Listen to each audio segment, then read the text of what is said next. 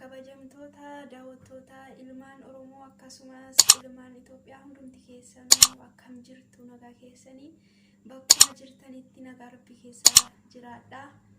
Arramoo hojii hojjeta maxabaqa keessa dhaabadhee taanaan isin dubbisuun dhufee isiniin jedha. Kunoo maxabaqa keessa jirra. Godaan dhiqnaa bakkatti deebisna.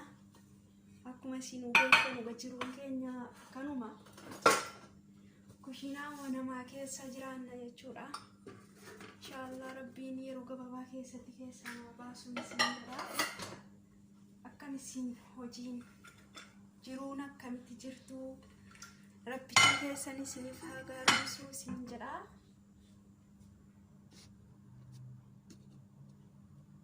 Baga jiraattanii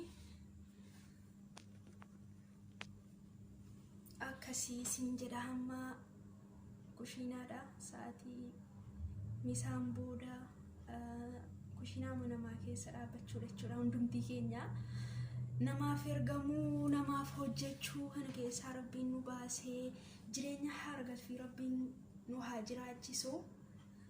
Yeroo biyya teenyee biyya alaa biyya arabaa jennu akkasittiin hojjetamee dafqamee fudhatan maallaqni jennee hiyyaannu. Nus gaafa biyyaa dhufnu akkasuma nutti fakkaata. Garuu gaafa dhufnee keessa geenyee ilaallu akka inni nama rakkisu, mana namaa keessa jiraachuun illee akka inni ulfaatu, akkasumas immoo bakka tokko tokkotti dalagaan illee kan namatti baay'atu jira. Sababa kanaan illee dhukkuba adda addaa kan bu'anii gariin dhukkuba sammuu, gariin kulaalitii, dhukkuba adda addaatiin qabamanii kan rakkatan jira. Namni illee dhukkubsattee dadhabdee taa'i hafuura fudhu haara galfadhu namni jaraan illee jedhu hin jiru. Egaa alhamdulillah hundumtiyyuu rabbiin nu haa dandeessisu isiniin jedha. Obboleeyyan kiyya akkasumatti hin cinqamnee dafqinee maallaqa fudhannu kanallee bakka gaarii haa godhannu. Waan gaariidhaan waan illee irraa bu'aa argannu jechaadha. Bitannee lafaa kaa'annu, rakkataa'uma gargaaru, maatii gargaaru, ofii keenyaan jijjiiramnu. Garuu nama baay'ee deeggarra jechaadha. Gara adda addaatiin maatii keenyarraa jalqabee hanga ollaa hanga rakkataa ganda keessaatti jechuudha. Ofii keenya garuu umuriin keenya biyya namaatti nutti dhumee gizeen keenyallee yeroo uffannaan namarraa bareedu, yeroo ijoollummaa qaamni keenya namatti tolu jechuudha. Qaamni namatti tolaa yeroo ijoollummaa. Amma nuti biyya namaa kana keessatti jechuudha ofuu jibbineerra jechuudha. Maaliif wanti nu ilaallu, wanti nu hojjennu hundumtuu jechuudha wanti nutti tolu hin jiru jechuudha. Kanaafuu maallaqa keessan qabadhaa, waan gaariirra oolfadhaa. Yeroodhaan illee biyyatti deebi'uudhaaf yaalaa. Wooma xiqqoo qabanuun biyya ofiitti galanii hojjetanii jijjiiramu malee biyyuma namaa keessa kushiinaadhuma namaa keessa hojjedheen jijjiiramaa yoo jedhanii yaadanii maallaqni hin qabamu jechuudha. Asumatti umuriin namarraa dhuma. Kanaafiyyuu waan qabdanuun namas gargaaraa nama gargaarinaa isiniin hin jedhu. Nama gargaaruu waan gaariidha. Haa ta'u malee hanguma ta'e tokko gargaaruudha malee waan qaban ofirraa fixanii nama qofa gargaaranii ofii harka duwwaa hafuunis hin ta'u. Akkuma taakootiitti jechaadha. Reefan of baree duraananis akkuma kana waan hin hojjedhu nan balleessa, naman gargaaraa, rakkataan gargaaraa. Garuu immoo yeroon hamma dhiheenyatti of baruu yeroon deemeera jechuudha. Kanaafuyyuu warri immoo haaraa taatanii reefu biyyaa ba'aa jirtan waggaa 2, waggaa 3 akkas keessa jirtan kun immoo of jijjiiruuf yaalaa.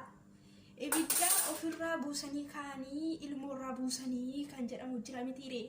Kanaafuu ofii keessanii bakka qabadhaa, waan gaarii godhadhaa kaatii sana boodallee nama gargaaraa malee waan qabdan damooza ji'a ji'aan fuutanu jechuudha.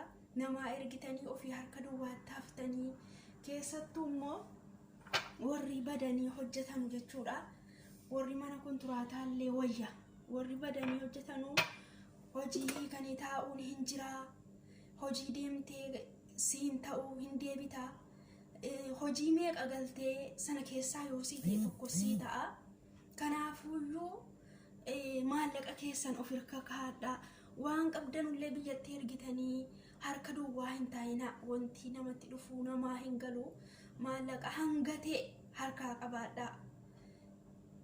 Ijoollee baay'ee yoo argitaniitu ta'e jechaadha. Ji'a ji'aan waan fudhatanu biyyatti erganii yeroo hojii hiikan rakkoo adda addaa nama qunnamuu danda'atuutti yaadiin jechuudha. Hin rakkatu liqeeffachuudhaallee hin argatanii. Kanaafuu maallaqa keessan hanga ta'e harka keessanitti qabadhaa. Yoo ergattanis irraa hambifataa. Namas yoo gargaartanis hanguma ta'e gargaaraa. Of jijjiiruudhaan yaalaa malee nama qofaatu maatii rakkataa qofa jechuunis hin ta'u. Hanguma ta'e xiqqoodhaan jechuudha. Waliin gahachuun gaariidha isiniin jedha. Hunduma keenya iyyuu bakka jirrutti nagaa nu haa taasisu. Maatii keenyallee umrii jaraa dheeressee nullee nagaa nu godhee nagaadhaan walitti hunduma keenya nu haa deebisu. Biyya keenyas rabbiin nagaa nuuf haa taasisu. Jaalala walii galtee rabbiin nuuf haa kennu. Oromoo kiyya YouTube kiyyallee subscribe, share, like, comment naa godhaa. Na jajjabeessaa na wajjiniin dhaabadhaa isiniin jedha. Hunduma keessanuu baay'een isin jaalladha, baay'ee isin kabaja. Naaf jiraadhaa. Nagaatti.